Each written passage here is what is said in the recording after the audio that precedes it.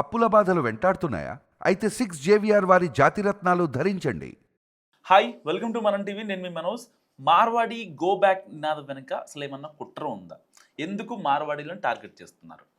ఏదో కనిపించని శక్తులేవో వెనకుండి కావాలని రెచ్చగొడుతున్నాయా అన్న అనుమానాలు కూడా చాలా మందికి వస్తున్నాయి. సో ఎవరో ఏదో ఆశించి హైదరాబాద్ లాంటి మెట్రోపాలిటన్ సిటీలో మంట పెడుతున్నారు. సో ఎవరెవరికో పర్సనల్ ఇంటెన్షన్స్ మొత్తానికి పొలిటికల్ కలర్ పూసేసి ఆ సెంటిమెంట్ని రగిల్చే ప్రయత్నం చేస్తున్నారంటే కూడా అవుననే సమాధానం వినిపిస్తుంది. అసలు ఈ విషయంలో ఇప్పుడు ఏదైతే సో కాల్డ్ పొలిటికల్ పార్టీస్ ఎవరైతే ఉన్నాయో వాళ్ళ వైఖరి ఏంటి?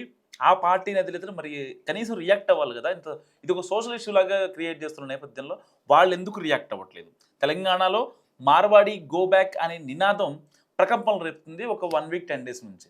దీని మీద సోషల్ మీడియా వేదికగా తీవ్ర స్థాయిలో వాదోపవాదనలు జరుగుతున్నాయి.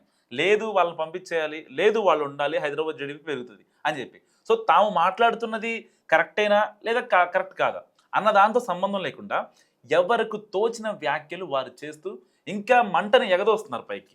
దీంతో అసలు ఈ వివాదం ఎక్కడ మొదలైంది, ఎందుకు పెరుగుతోంది, దీనివల్ల ఎవరికి లాభం, హైదరాబాద్ లాంటి మహానగరాల్లో ఇలాంటి వివాదాలు పురుడు పోసుకోవడం మరి రాష్ట్రానికి నగరానికి మేలు చేస్తుందా కీడు చేస్తుందా అన్న చర్చలు నడుస్తున్నాయి చాలా వర్గాల్లో. ప్రధాన రాజకీయ పార్టీలేవి ఈ మార్వాడి గోబ్యాక్ నినాదాన్ని సమర్థించట్లేదు. జాతీయ పార్టీలు కాంగ్రెస్ బీజేపీ అయితే దీన్ని బహిరంగంగానే వ్యతిరేకిస్తున్నాయి. ఎందుకంటే బీఆర్ఎస్ కూడా అదసలు తమకు సంబంధం లేని వ్యవహారంగా చూస్తుంది. ఇది మరీ విడ్డూరం ఒక రకం చెప్పాలంటే. మరి దీని మీద ఎవరికి ఇంట్రెస్ట్ ఉంది, ఎందుకు ఇంత రచ్చ చేస్తున్నారని అంటే అదంతా రాజకీయ నిరుద్యోగుల పని అన్న సమాధానం వస్తుంది కొంచెం దాన్ని డిగ్ చేస్తే. ఇలాంటి లేనిపోని వివాదాలను రేకెత్తించి తాము క్లిక్ అవ్వాలని అనుకుంటున్నారట కొందరు. ఎందుకంటే ఇలాంటి ఒక సోషల్ ఇష్యూస్ లాగా క్రియేట్ చేసి జనాల్లోకి తీసుకెళ్తే రేపొద్దున వీళ్ళు ఆఫ్ ద రికార్డ్లో మేమే ఆ ఇష్యూని లేకొట్టాము, ఎక్కడో పలానా మారవాడి ఒక హిందూ మీద గొడవకు దిగితే మేము వాళ్ళ మార్వాడీలే లేకుండా చేసాం, ఇది రేపొద్దున వాళ్ళకి కలిసి వచ్చే అంశం అనమాట. సో అలాంటి వాళ్ళు సక్సెస్ కారని ఒక రకంగా అది హిందూ సమాజాన్ని చీల్చే కుట్ర అంటూ సరికొత్త వాదనను తెర మీదకి తెస్తున్నాయి హిందూ సంస్థలు.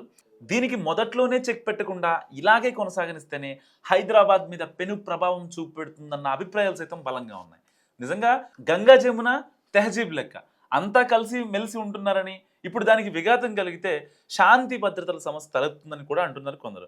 సో మార్వాడీలైనా మరే సమాజానికి చెందిన వారైనా తప్పు చేస్తే చట్ట ప్రకారం చర్యలు ఉండాలి తప్ప ఇలా మూకుమ్మడిగా గోబ్యాక్ నినాదం అందుకుంటే మహానగరాల్లో ఎలా సాధ్యమన్న ప్రశ్న వస్తుంది సగటు మనుషులు. వ్యక్తిగత గొడవకు రాజకీయ రంగు పులిమి దాన్ని ఒక సెంటిమెంట్గా మార్చి రెచ్చగొట్టే ప్రయత్నం చేయడం సరికాదని అంటున్నారు చాలామంది. అసలు ఈ గోబ్యాక్ నినాదం ఏదో ఆషామాషగా చేసింది కాదని, దీని వెనుక అదృశ్య శక్తులు ఉన్నాయని, అర్బన్ నక్సల్స్ పాత్ర కూడా ఉంటుందంటూ ఇటు బీజేపీతో పాటు హిందూ సంఘాలు ఆరోపిస్తున్నాయి. అసలు ఆ నక్సల్స్ అంటే మీరు వేరే వాళ్ళు అనుకోండి, ఇక్కడ అంటే సిటీ ముసుగులో ఉండే నక్సల్స్ని అర్బన్ నక్సల్స్ అంటారు. చినికి గాలివానగా మారకముందే ఈ ఇష్యూకు ఫుల్ స్టాప్ పెట్టుకుంటే హైదరాబాద్ బ్రాండ్ ఇమేజ్ దెబ్బతింటుందని రాష్ట్ర ప్రభుత్వాన్ని హెచ్చరిస్తున్నాయి కొన్ని వర్గాలు. సో మరి మార్వాడీలు పంపించేయాలా, వాళ్ళని ఉంచాలా? ఎందుకు అసలు ఇలాంటి ఒక సోషల్ ఇష్యూ అనే దాన్ని తెరపై తీసుకొచ్చారు? దీని వెనక ఎవరున్నారు? వాళ్ళ అంతిమ లక్ష్యం వాట్ డిడ్ దే గెయిన్? మీరేమనుకుంటున్నారో కామెంట్ రూపంలో చెప్పండి.